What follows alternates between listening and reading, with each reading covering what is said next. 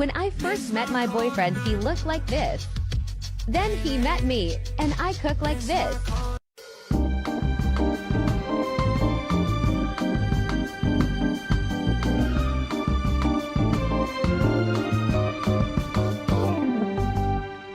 Now he looks like this.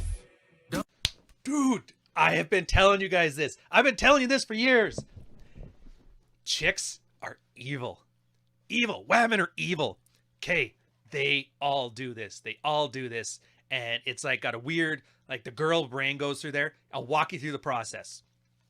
So a girl finds a guy. He's like super hot. He's great. He's good looking. Whatever. Cholo. I think cholo's the good thing, isn't it? Or is it like a racist slur? Maybe not. Don't go with that. Just call him dude. Anyways. So like you get the guy. He's super hot. And then the first thing the girl thinks is like, fuck. Other girls are totally going to sleep with him. They may. But she believes that. And then she starts getting stressed. She's like, he's going to sleep with another man. Another sleep with a woman. He'll sleep with another woman. So what does she do? And she also loves him though. And she feels really good. So she's like, I got the solution. I am going to bake churros every day because I love him so much. And if it just so happens to make him unfuckable to the other sex, then so much the better. And then the more she fattens him up. And of course he's like, oh dude, my woman loves me. And look at all this great stuff she did. Why wouldn't I eat the churros? She made me churros. She made me avocado toast. I would have to be rude. She's the woman I love. Why wouldn't I let her fatten me up? And then he's like, hey, I only got eyes for you, baby, because none of the girls want this. And then she's happy, and she's happy, and he's happy, and they're eating churros again. And then all of a sudden one day she's like, I'm not really, I got a headache tonight, honey. I don't want to. And then you realize it's like, that's motherfucker. She's tricked me. They do this. It's a mate retention strategy. And you're going to notice that, let's say you're that guy, and then you look in the mirror one day and it's like, Jesus, I had too many churros. I feel like a fat tub of shit. So you go to the gym, you start cutting weight, you start eating protein shakes all day, or drinking protein shakes all day, or eating them. I don't know. Do what you do. And then the girl's looking at you. She's like, oh, that's great. He's going to get into shape. He's going to look real hot. And then that little fucking goblin comes back up. It's like, hey, just so you know, he's going to do your sister when you're not looking. And she's like, oh, fuck. And so they'll start sabotaging your diet. Or when you want to go to the gym, all of a sudden they get really clingy and want to cuddle all day and all this weird sabotaging shit. And I'm here to tell you fellas, just like gloss over it. Like put a little bit of hate in your heart for that woman. It's like, dude, you and your churros are the devil. Get away from me, devil woman. And you go do your thing. You know when those guys on the YouTube tell you like, hey, you got to work out for you, sir. They're right. Because if you work out for her, she's going to give you churros. And churros. I don't know. Don't do it. Don't fall for it. It's tricky. You don't like it. You'll find out. You'll handle it. But yeah, the gym, I just told you with Churro Boy, if you aren't going for yourself, she's just going to fatten you up anyway. If anything, it's probably, actually, no, which one would be worse? I should almost do a poll on this. What would you rather have? Your girl fatten you up with churros or your girl sucking dick in the parking lot? Nah, you know what? I like churros. Forget I already know the way that poll's going to go. Yeah. But anyways, good guy.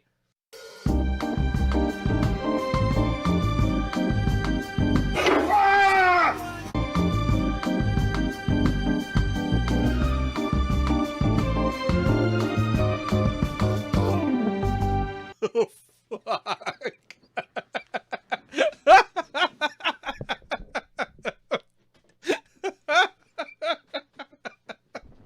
I have watched that one 15 times, and it gets funnier every time I watch it. There is why.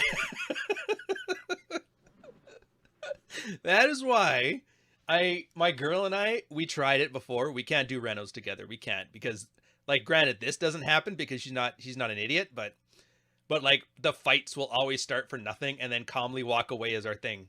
Like you can tell shit's about to pop off and one of us goes to pick up like Subway sandwiches. You're like, they need a minute. Oh, dude, they're sitting there. He's trying to give her directions and she's worried about being a nice person. That's technically solipsism, by the way. Solipsism. Where girls always think about like, how does this make me look? How's this process through me? So if the guy's giving clear, direct orders like, hey, move this, move that, she's thinking, he thinks I'm an idiot. He's talking to me like I'm a bad person. And then they completely forget they're holding gravity up with a cement block. And I was just like, Oh man. Oh, I actually feel that in my fingers. I really do. I feel so bad for that guy because it's like that instant urge just to like headbutt the fuck out of your wife. Like, don't do it. Walk away calmly, sure. But that scream, they're going to steal that. That's going to be the new Wilhelm scream. I swear to God. I swear to God.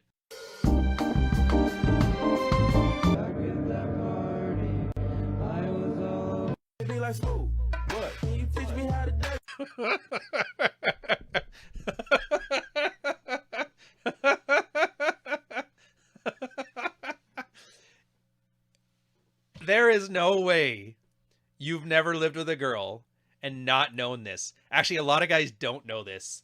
I actually have to tell guys about this. I'm like, dude, oh, my girlfriend she's horrible. She's moody. And one day she just came home, started yelling. And they always think like when she's talking, then I got to listen to the words and then respond to the words because good communication. That's what Dr. Oz or Dr. Phil or Andrew Tate told me to do. So that's what I need to do.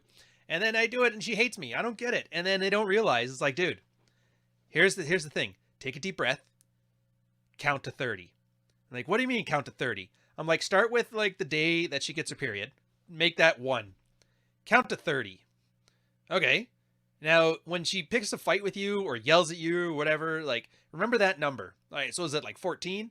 And everybody's like, oh, it's the estrus cycle thing. You're like, yeah, but look, here's the thing that everybody gets wrong is that they think all girls are like bitchy on day 3, sexual on day 10, and whatever on day. It's not like that. Every girl is different, but every girl is consistently different. So like if you find she's always bitching you out on day 7, then you can plan for that. So when day 6 comes by and you're like, oh, doing your thing, and she comes in, it's like, hey, bitch. And you're like, oh, check your clock. It's day 7. This ain't about me. You can even mention that. She's like, hey, you're an asshole, blah, blah, blah. You're like, it's day 7, babe. Relax. You think it's about this? No, it's serious. And then the more she complains, the more she laughs because it's like, now don't make this into a spreadsheet and show it to her. It's like mental napkin math. Just keep it in your head and realize that. And then during those days, you're like, all right, I'm going to plan my fishing trips for day 7. What do you mean? You're going to go out with your friends? I want to sit here and yell at you, feel better about myself. You're just like, eat the churros and we'll be fine. Yeah, so there. I just saved relationships. Once you realize, dude, superpower. Absolute superpower.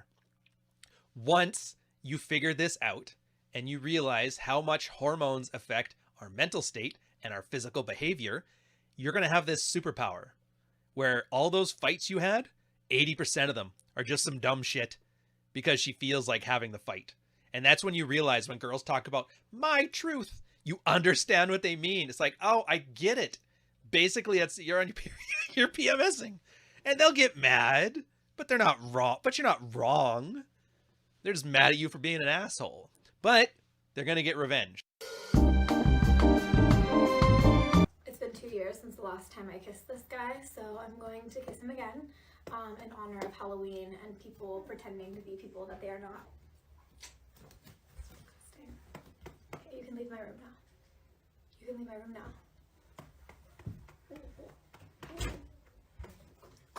Love you, concrete. What the fuck? What the fuck? Dude, all right, look. I get it. This is most likely a skit, and they played it up for the cameras. It's kind of not the point, though. The fact is, oh, the baby's his. I guarantee the baby's his. I'll walk you through this. Even if they are happy, and this is just an act, they know there is enough people in the audience that are fans of this stuff that it resonates so hard with the way a lot of moms are feeling. This is that like mommy shit. You remember that comic that was floating around a while back where it was like the dad ate the peach and then the mom just bitched about it in the comic? It was big on Twitter for like 5 minutes. It's like you get those girls and they're partying it up in their 20s. They're loving it. Oh, it's sex and Tinder and I can't believe this is great. 27, 28 comes, the wall's approaching, the baby rabies is hitting, and they're like, fuck, I need a man really bad because I want a family. And so they find like the first man that's available, who's usually like the really good dad, you know, the one who stepped up, not the stepdad. They get horny because they want a baby right away. And the dad's like, this is great. This is the greatest sex of my life. Because it technically is. Then she gets pregnant. And because it was a dude she didn't like, having sex with a guy she wasn't attracted to. She was just hooked on the baby raby hormones. All the attraction goes back to where she was when she was 23. And he was the guy that she would cry about. Oh my God, he left me after the Tinder date. I'm so glad you're such a good friend. That's the dad now. And then they basically lose all interest in the guy. And it sucks for the guy because he thought, I was a Chad now. I did all the right things. I did the chores. I got the job. I was a good dad. I went to church. And the preacher said I just have to talk about my feelings and ask for more sex. And nothing happened. It's because she doesn't love you, bro. And that kid will sleep in the bed, in the middle, the family bed. There's a reason that dads call their kids cock blockers. It's for that exact reason. And it's like, dude. And they walk into it. And it really is. Like, you can tell people, like, here, girls, don't get together with the guy you're not in love with or you're not desiring. And that's fine and well to say. But when a chick's 28, she's not fucking hearing that. She's like, no, I want this guy because he's there and he's now and I want one now. And the guy, you were like, hey, have some game, learn what you're doing, wait till you're over your 30s to even try to settle down, look for genuine desire. And the guy would be like, shut up, I got Jesus on my side, I don't need your red pill nonsense. And then they get together, and they make this horrible life, and this kid gets woken up. I don't know if it's a boy or a girl. I'm assuming it's a boy because the blanket was sort of blue. And he's like, well, I guess this is what families are like. And then he grows up to be just as bad a simp as dad. And then he goes online, and he starts hating women. You know, makes himself I'm going to make my guy call him wheat waffles and I'm going to bitch about women online. I'm going to make Chick Toks. Oh, fuck. That's how the cycle perpetuates. All because of shit like this. So that's an awful large statement to make from 30 or 20-second TikTok, isn't it, right? Yeah, it is. But I'm not wrong. Not wrong.